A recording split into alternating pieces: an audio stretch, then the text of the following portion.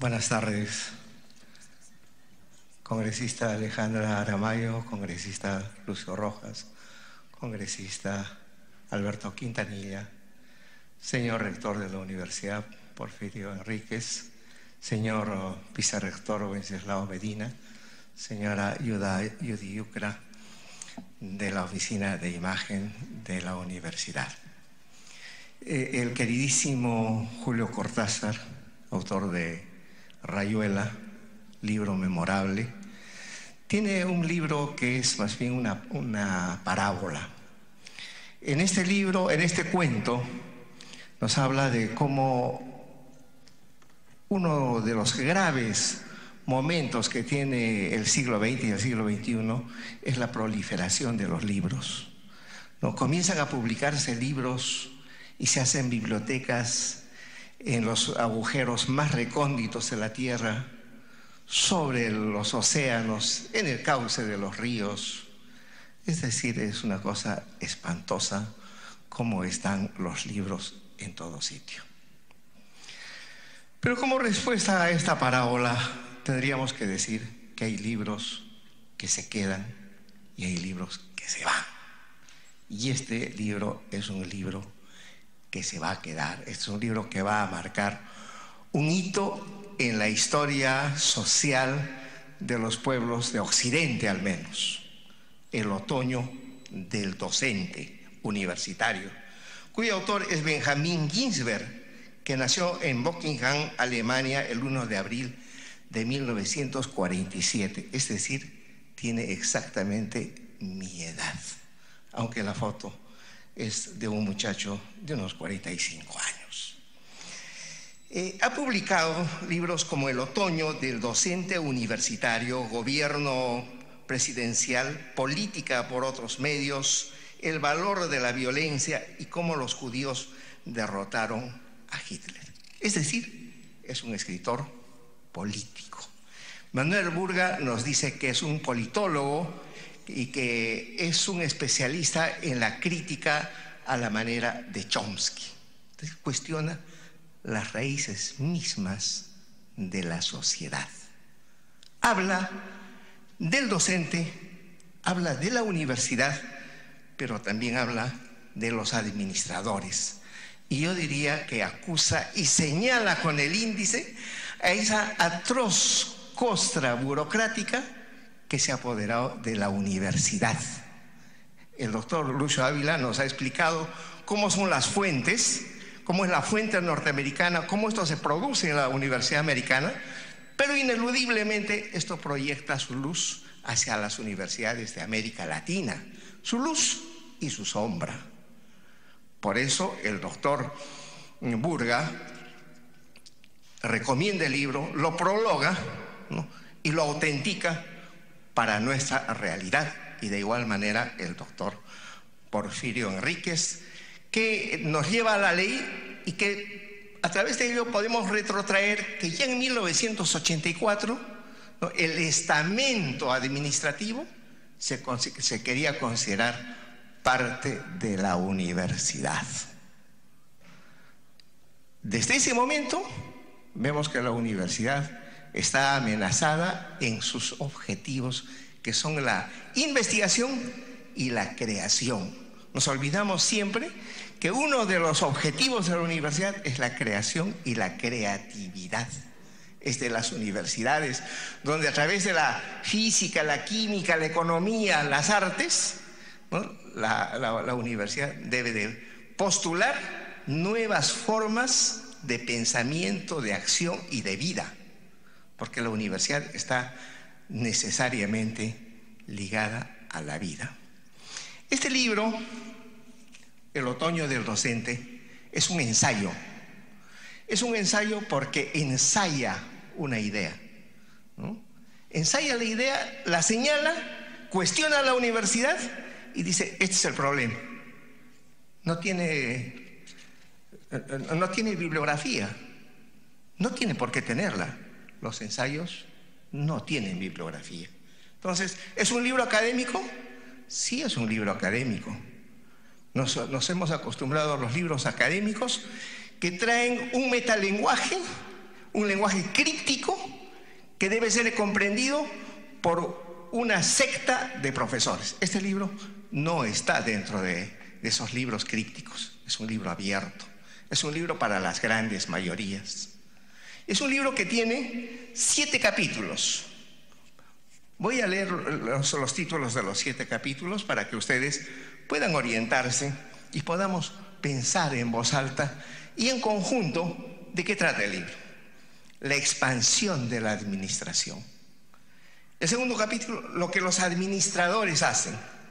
Tercer capítulo, patologías administrativas. Cuarto, raza y género de la Realpolitik. El quinto, no existe la libertad académica para los profesores. Auge y caída del sistema de titularidad. El sexto, investigación y la enseñanza en la universidad íntegramente administrativa. Y el séptimo capítulo, que es el más importante, que es ¿qué hacer? Los políticos se preguntan ¿qué hacer? Lenin, antes de la revolución, escribió un libro que se llamaba ¿qué hacer? Lo que el señor Kuczynski se pregunta es ¿qué hacer? El Congreso se pregunta ¿qué hacer? Esa es la pregunta. ¿Qué hacer? ¿Qué hacer con las universidades? ¿Qué hacer con la administración? ¿Qué hacer con esta costra burocrática que ha invadido a todas las universidades del mundo? Y lo que es peor, una última pregunta, ¿qué hacer? ¿Es posible hacerlo? Yo creo que los políticos, el Congreso de la República, tienen la grave responsabilidad de dar una respuesta a esta inquietud, a esta inquisición tan difícil como ¿qué hacer con las universidades? Este es un libro que trata, como decía, de las universidades, de los docentes, pero también de la administración. La administración, la burocracia ha invadido a los partidos políticos. ¿Por qué se produce la perestroika? Porque ya no había un lugar donde poner un alfiler para los burócratas, hasta que tuvo que estallar, tuvo que caer exactamente como el muro que dividía Alemania. La burocracia ha invadido hasta las religiones. Las sectas religiosas están manejadas por los burócratas, los partidos políticos, el Estado, los ministerios. ¿Quién maneja los ministerios? La burocracia. Muchas veces creen que los ministros son los titulares de un ministerio, pero no es verdad. Son los burócratas. Y en la universidad ocurre lo mismo. Tengo unas líneas para leer que podrán ilustrarnos de alguna manera esta aserción. Dice: cuando a los administradores no les gusta el consejo que reciben de los senados y asambleas docentes, lo que usualmente hacen es ignorarlo. Eso ocurre en los Estados Unidos, ¿no? Hay un acuerdo de los estamentos superiores y los burócratas lo ignoran. En los Estados Unidos.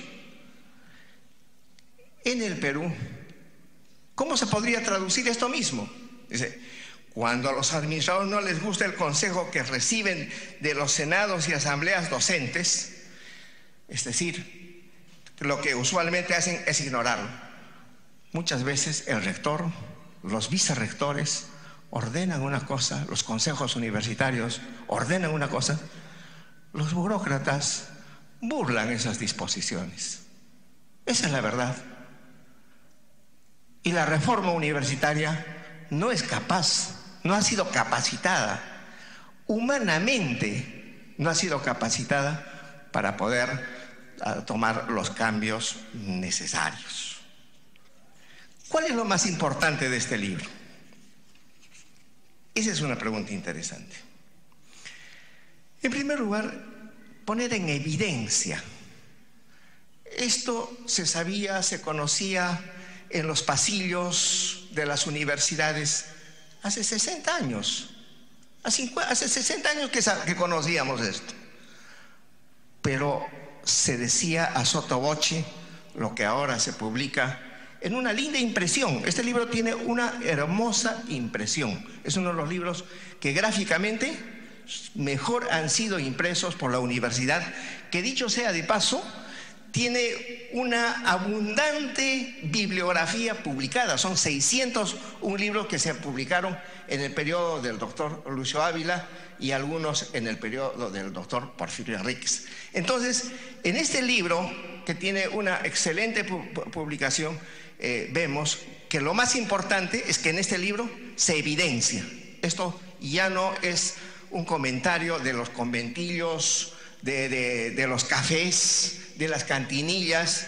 Es un libro donde hay un planteamiento de un profesional, de un político, de un politólogo, de un escritor político, que dice: vean, el asunto es así. Las universidades están condenadas a desaparecer porque la burocracia las ha tomado. Y decía, ¿cuál es lo más importante aparte de eso? Aparte de que esto se ha evidenciado, es el lenguaje.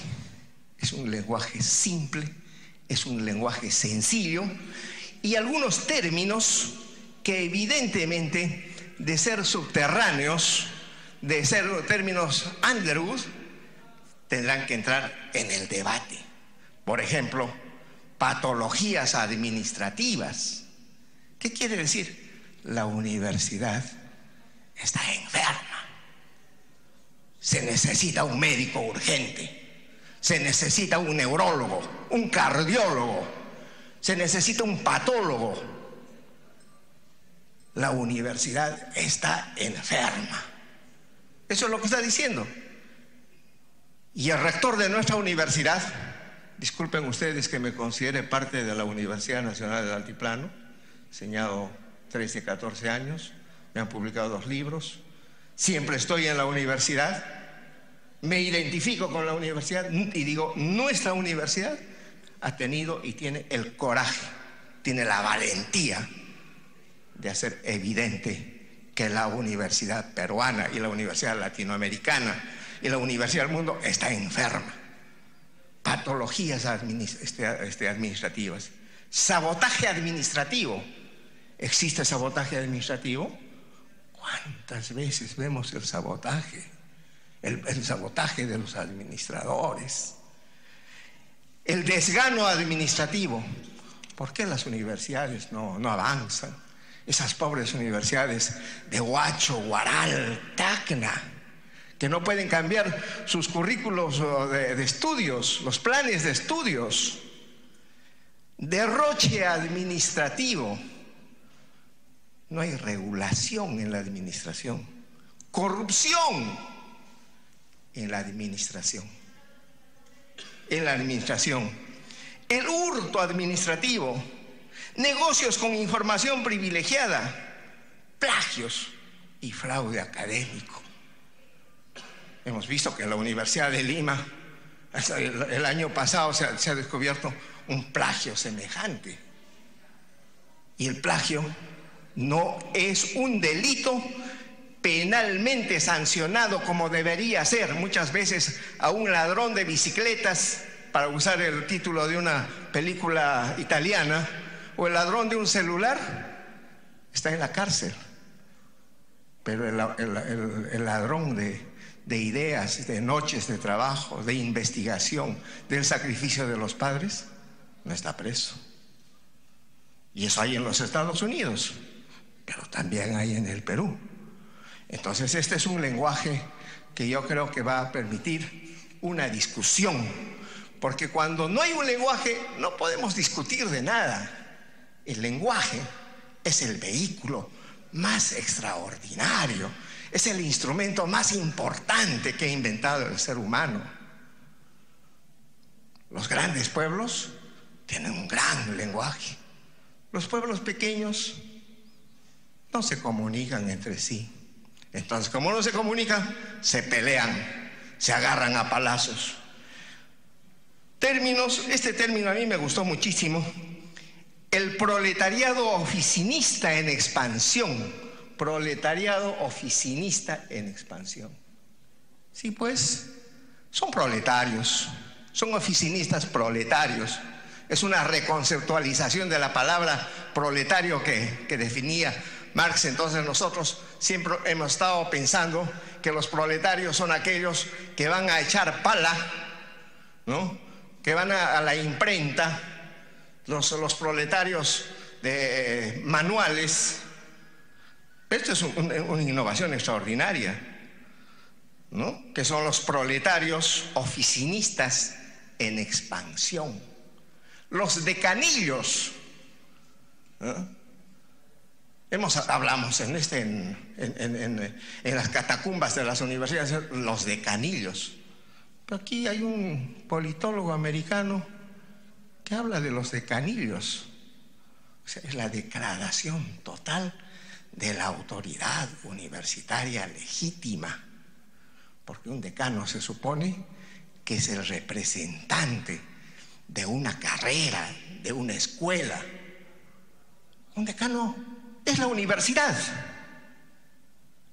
Un decano es decano porque ha sido nombrado o elegido por sus pares, por sus iguales, porque sabe un poco más, porque es cauto, porque es sereno, ¿no? Y lo último que diré, dice, en el viaje a las estrellas aparecen los Borgs, y los Borgs dicen, tienen que convertirse en mecánicos, y si no, por lo menos parcialmente. Entonces, la universidad peruana va a ser un nido, un centro. Nido digo en el sentido aeronáutico, por si acaso, ¿no? Los profesores universitarios, los administradores de universidades van a ser Borgs. Esta deliciosa humanidad que podemos disfrutar esta tarde con nuestros amigos los congresistas, el rector de la universidad, los muchachos que han venido de Puno, ustedes. Esto es la humanidad. Eso que podemos vernos, sentir, esta emoción colectiva, esto va a ser manejado por los Borgs. ¿Estamos rumbo al viaje de las estrellas o estamos rumbo a los grandes túneles de la ignorancia, al abandono total del sentido de patria? Porque la patria, sin lugar a dudas, tiene una casa que es la casa más importante, que es la universidad. La universidad es el cerebro del país.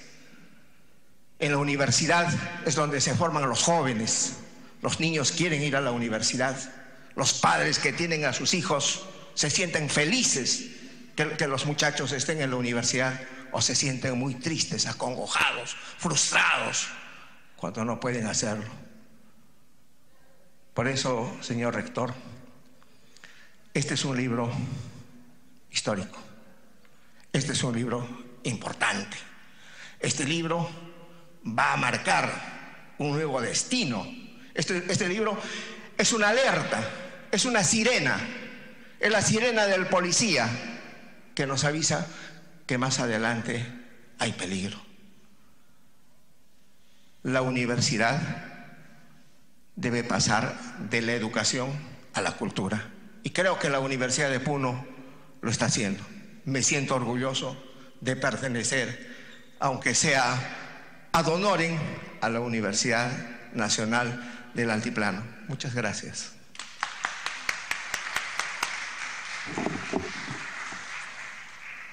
Muchas gracias, doctor Omar Aramayo Cordero, poeta, escritor y ensayista puneño, en esta segunda intervención, haciendo los comentarios en esta presentación del libro El otoño del docente universitario. Es importante señalar que los televidentes que están siguiendo esta presentación del libro en la ciudad lacustre, como es Puno, pues hay una gran teleaudiencia, mayormente los estudiantes, profesores, administrativos, docentes de la Universidad Nacional del Altiplano. Saludarlos muy cordialmente y decirles que nos encontramos aquí en la sala Raúl Porras Barnechea haciendo la presentación de este libro con la presencia de los señores congresistas, congresista Lucio Ávila Rojas, que ha sido presidente de la Comisión de Educación, Juventud y Deportes en la legislatura anterior, 2016-2017, igualmente el congresista Alberto Quintanilla, de la región Puno, la congresista Alejandra Aramayo, si bien elegida por la región Arequipa, sus raíces son muy profundas desde Puno y la tenemos aquí presente, acompañada por el señor rector, vicerrector de la Universidad Nacional de Puno, para esta presentación. Vamos justamente a recibir al señor rector, el doctor Porfirio Enríquez Salas, rector de la Universidad Nacional del Altiplano de Puno, para sus palabras.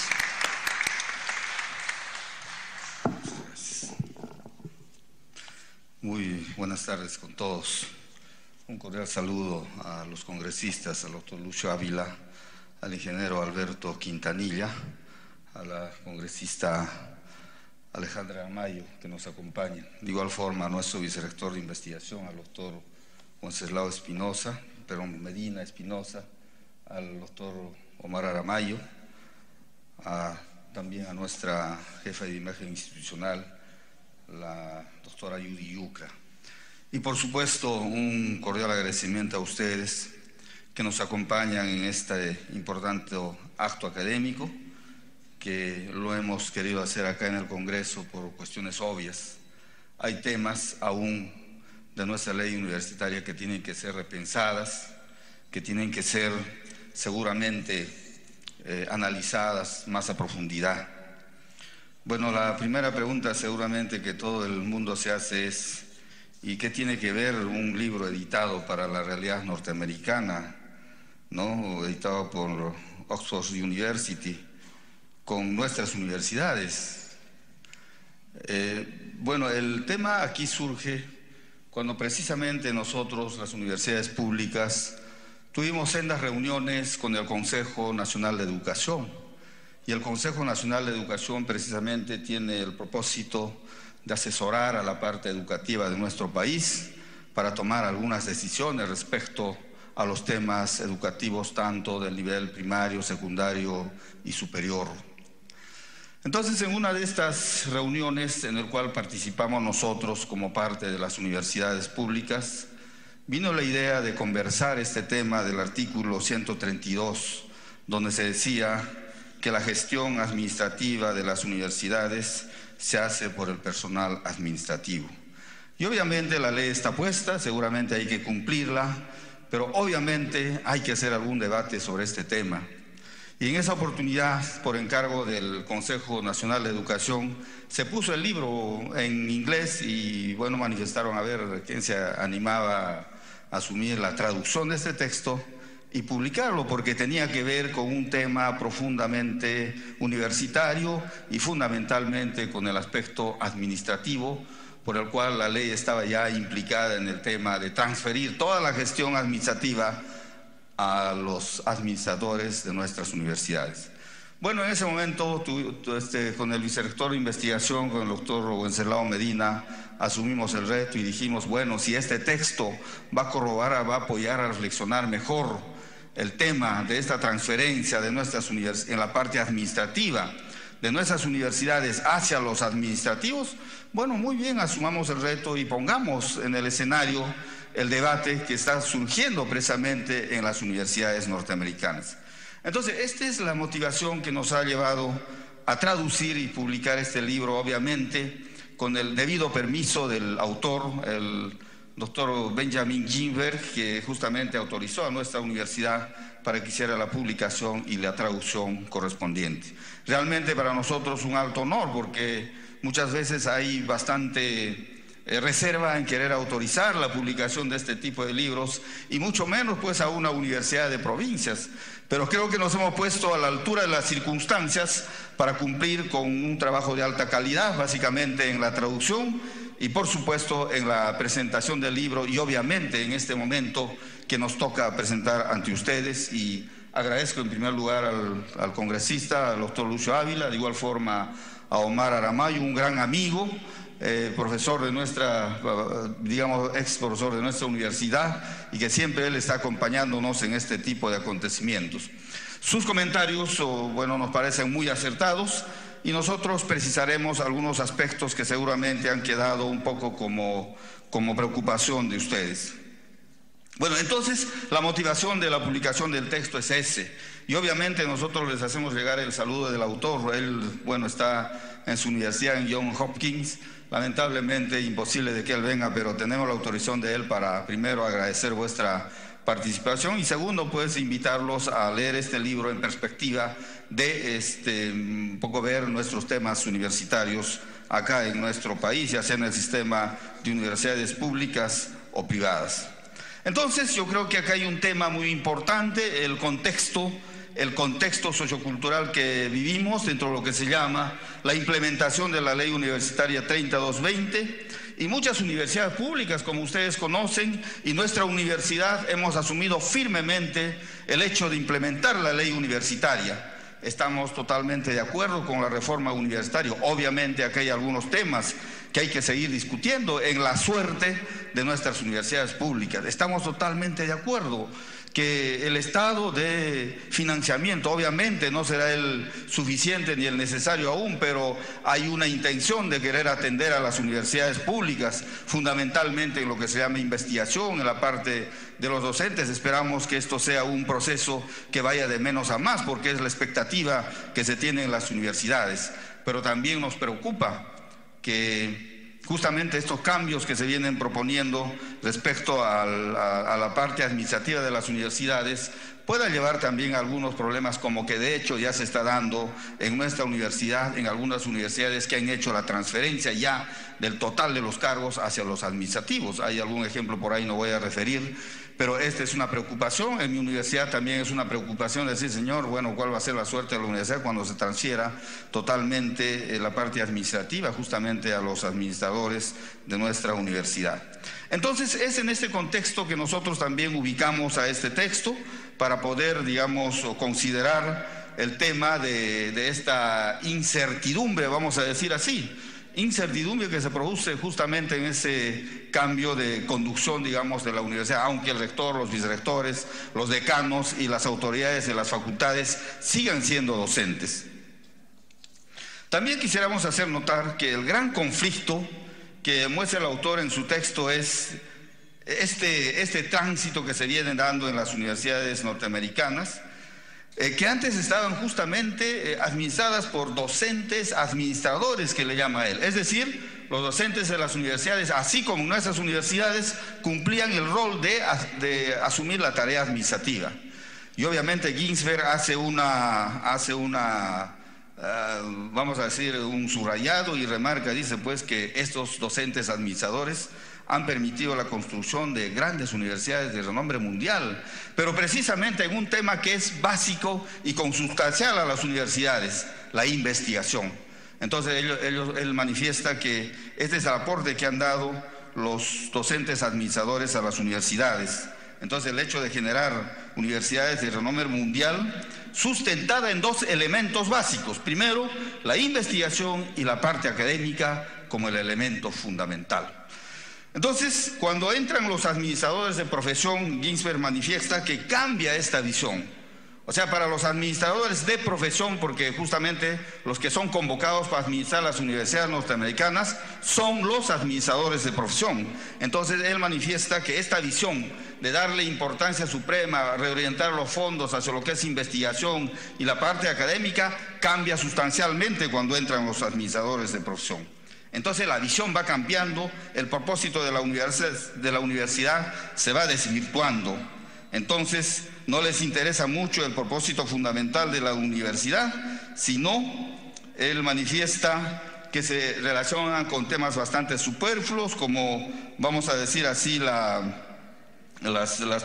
prioridades presupuestarias se ligan a otros aspectos y más no hacia los temas académicos y administrativos, conforme manifiesta.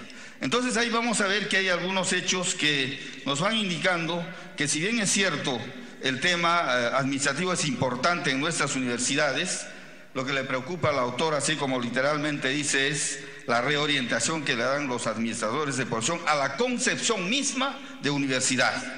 Entonces ahí yo quisiera leer acá un párrafo, dice: esta perspectiva central de las universidades norteamericanas administradas por administradores de profesión se pierde por influencia de los administradores. Su quehacer tiende a desplazar a las universidades hacia la visión empresarial, entendida a la universidad como una empresa que fabrica bienes y brinda servicios, cuyo producto principal resultan ser las diversas formas de conocimiento en lugar de automóviles, computadoras o artilugios, a la que inclusive se va condicionando los currículos de estudio. Esta visión reconfigura, dice, el rol de la investigación dentro de las universidades, que de su natural orientación a la creación y el descubrimiento de nuevas ideas y su difusión mediante publicaciones reconocidas a nivel global, se dedica a las rentas obtenidas por patentes y licencias. Entonces creo que estos son temas centrales que, a partir de la experiencia de las universidades norteamericanas, obviamente vamos a decir, una universidad norteamericana es distinta a una universidad latinoamericana, seguramente hay una exigencia porque las universidades norteamericanas están absolutamente ligadas al mercado, y obviamente si esa es la perspectiva en nuestras universidades públicas del Perú, obviamente va a haber algunos conflictos porque también se va desvirtuando el verdadero rol de nuestras universidades. Entonces, nosotros pues los invitamos a leer ese libro en esa perspectiva que han comentado nuestros invitados, y por supuesto en la perspectiva que nosotros venimos también comentando respecto a la preocupación y a la necesidad de publicar este libro dentro del sistema universitario peruano. Agradezco yo de sobremanera la participación de nuestros comentaristas, la presencia de nuestros congresistas de Puno. Realmente es gratificante tener a los padres de la patria preocupados por estos temas, que hoy en día son temas bastante sensibles, porque el tema de la universidad pública siempre está, vamos a decir, en el escenario de los periodistas, está siempre en el ojo de la tormenta. Hay temas que van saliendo como sorpresa seguramente de nuestras universidades, pero lo único que les decimos nosotros es que esa es la universidad pública que venimos construyendo y que hemos vivido, y que también tenemos la esperanza, así como dice la ley universitaria, construir una universidad de calidad que pueda servir a los estudiantes que ingresan a nuestras universidades, y a partir de esa perspectiva de calidad darle mejores posibilidades de insertarse en el mercado de trabajo, una posibilidad exitosa de insertarse en el mercado de trabajo. Muchísimas gracias.